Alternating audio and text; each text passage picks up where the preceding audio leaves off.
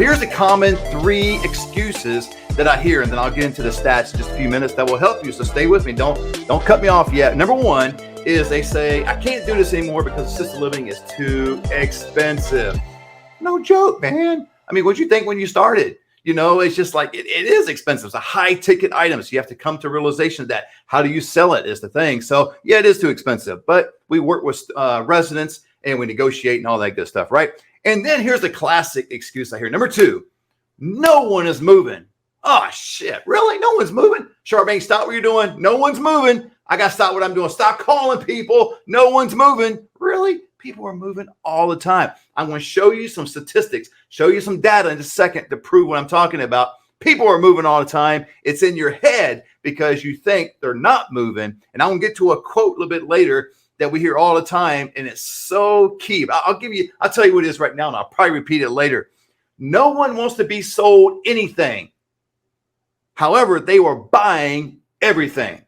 See, no one wants to be sold this stuff. No one wants to be sold certain things. We'll get into that in a second. And again, I'll probably repeat that quote a little bit later. But number 1, it's too expensive. Number 2, no one's moving.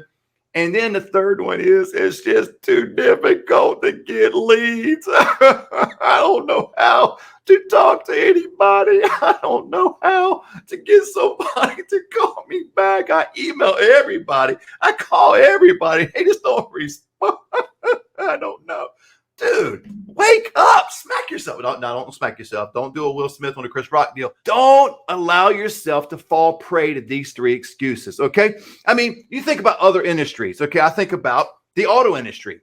You know, I get people that are salespeople probably. And again, I don't sell cars. I'm not there on the lot. But you can imagine people walking around. Man, I got into this job and it's so exciting. And I can't wait to help customers. But nobody's driving on the lot. Nobody has any money to buy cars or I'd sell them. Dude, I bought a car last year. I look on my street alone where I live. People are buying cars. So people are buying cars. They're just not buying from that salesperson. What about another industry? Solar industry. You know, people are like, man, I can't sell solar. We're out there and everybody's renting and nobody can qualify for the programs to get the upfront money. Yet my daughter is an accountant / bookkeeper for a solar company. And the guy makes buku bucks. He spends $10,000 a month just on billboards alone because of the amount of money he's bringing in. So people are buying solar, just not from that individual. I'll give you one more. What about real estate? They're like, man, I've taken all the courses. I'm out talking to people, knocking on doors, and nobody wants to list their house with me. Nobody wants to buy the house that I listed. All that. I got a friend up north. He's killing it right now. Got to snap out of that, man. I'm telling you, snap out of that and allow yourself to think positive about what's going to happen. Assisted living too expensive? Yes. Don't keep telling yourself that. It's what they need to come up with. Now, I'll go through some data here in a second. Matter of fact, let's go ahead and pull it on the screen.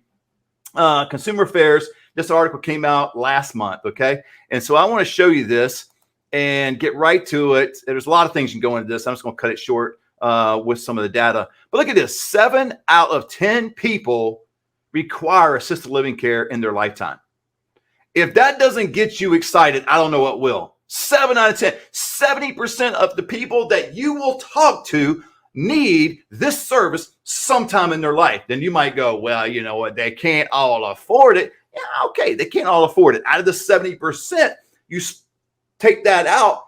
Half of them can afford it. 25% of them can afford it. I don't know, but you keep pressing forward. And so that just lets me know that, hey, this is an industry that's booming. Okay. One side note about this right here. 71% of assisted living residents are women. Now, statistically, what happens is women outlive men, right? That's just a proven fact. But number 2, reason I shared this, obviously it's in the article, but I want you to know if you ever have a shared situation and you're calling on communities to get a male in there for a shared, it's much more difficult than as a female. I'm telling you, a lot of these communities, especially the smaller residential care homes, they love female shared rooms. They don't necessarily love so much the male shared rooms. It's not that they're not willing to take care of the males. It's just more difficult to get the leads. Okay. And let's scroll down another one.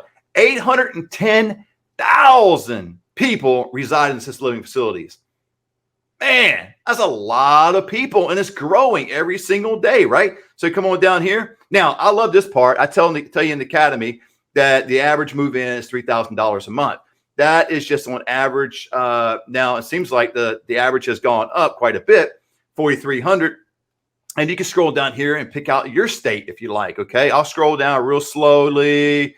So if you find your state, now here's what they say. Okay, number of assisted living communities in your state, maximum license capacity, all right, average monthly cost, and then average yearly cost. So the average monthly cost, I would focus on that, right?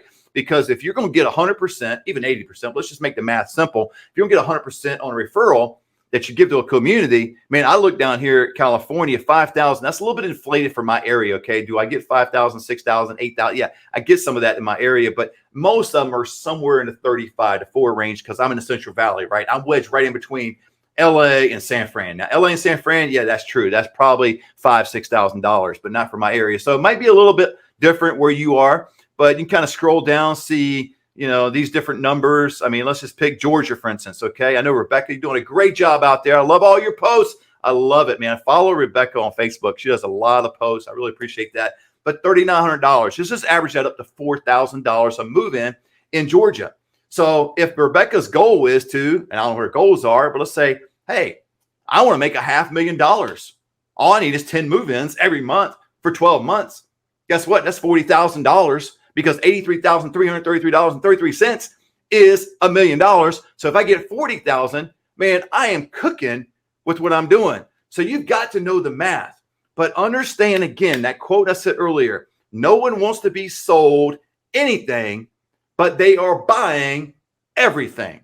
It's unbelievable. I mean, we can make excuse after excuse. I mean, the inflation's rising, the gas cost, the food, the everything has gone up and up and up. And that's what you're going, that's the filter that you go from what you believe to know is true in your heart to help seniors to get to your mind. And you're rationalizing this thing, meaning like you're going, I would do this business, but I just can't because it's too expensive. Some of the other excuses that I told you earlier from people around here that have quit the business. I don't mind them quitting the business. Now, there's others that are picking up the business. It's not like I'm losing competition. I'm actually gaining competition.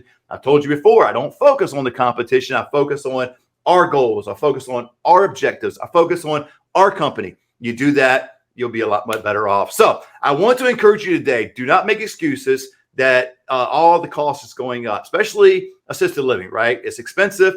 Nationally, it's increased 10, 15, 20% in some areas. That's okay.